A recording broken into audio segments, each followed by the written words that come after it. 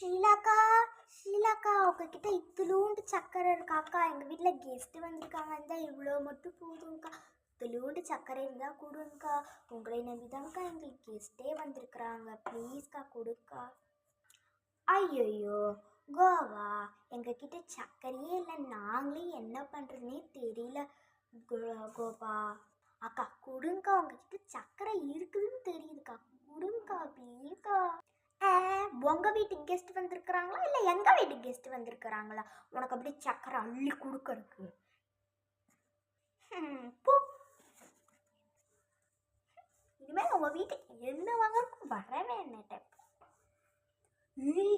லோகா, அந்த அக்கா ஷீலா வீட்டுக்கு போய் இத்திலூண்டு சக்கரை தானே கேட்டேன். அந்த அக்கா பெரிய அவங்க வீட்டுக்கு வந்து அப்படியே சர்க்கரை வாங்குற மாதிரி பேசிக்குதுன்னு. இனிமேல் அந்த அக்கா வீட்டுக்கு போகவே கூடாது. சரி போயிட்டு வரேன்டி, பாய்.